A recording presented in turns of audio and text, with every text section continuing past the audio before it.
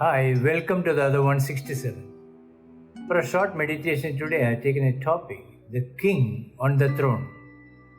And the context is the Old Testament of the Bible, the book of Isaiah, chapter 6. King Uzziah reigned in Judah for 52 long years, and suddenly the throne was empty. He died. The prophet Isaiah, when he saw that the throne is empty, he was sad. God showed him the vision. We see in chapter 6, the prophet writes like this: In the year that King Uzziah died, I saw the Lord high and exalted, seated on a throne. The train of his robe filled the temple. Above him were seraphim, each with 6 wings. With 2 wings they covered their faces. With 2 they covered their feet. With 2 they were flying, and they were calling to one another, Holy, holy, holy is the Lord Almighty. Whole earth is full of His glory. At the sound of their voices, the doorposts and thresholds shook, and the temple was filled with smoke. So when the throne on earth was empty, and the prophet was going through a gloomy time, God showed him the vision that God is on the throne, high and exalted. He saw the holiness of God. He saw the Almighty God. There are 3 points I would like to bring out from this incident. 1, God's throne is eternal. When everything else is temporary, God's throne is eternal because He is the Creator.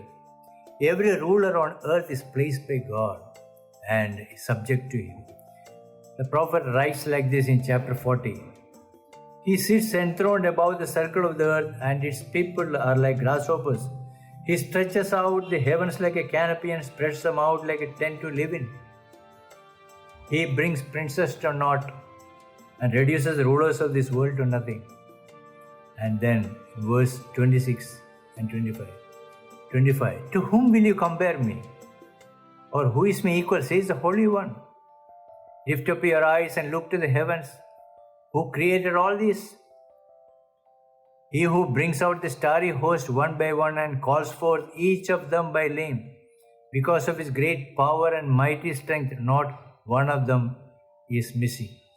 So we see that in the midst of gloominess, we see the eternal God. Point number 2. Fear and uncertainty gives way to hope.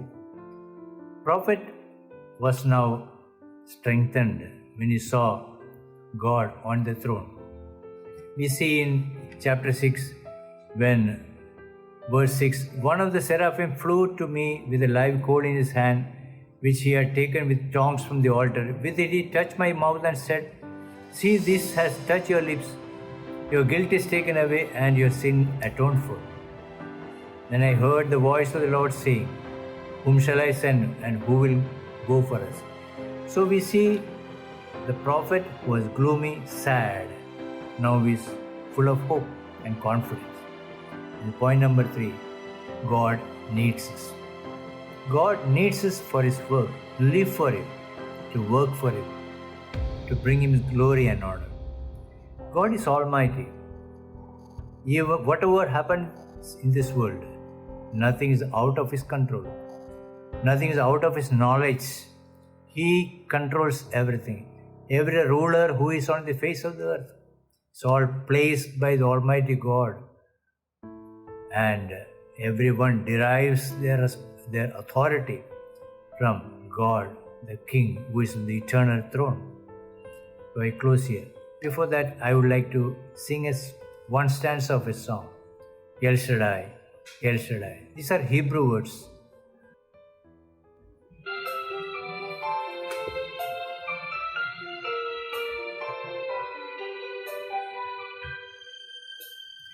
El Shaddai, El Shaddai, El Elyon Adonai.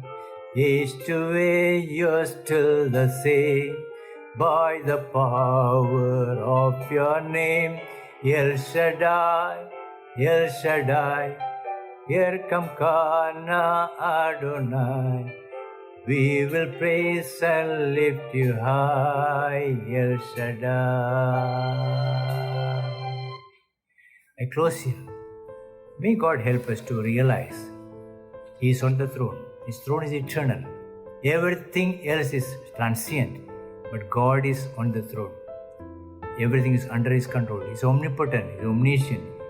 And fear and uncertainty gives way to hope. We have hope in God, He is eternal. And third, God needs us to work for Him.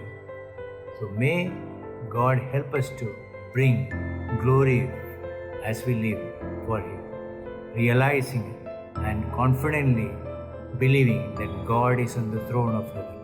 May God bless us with His words.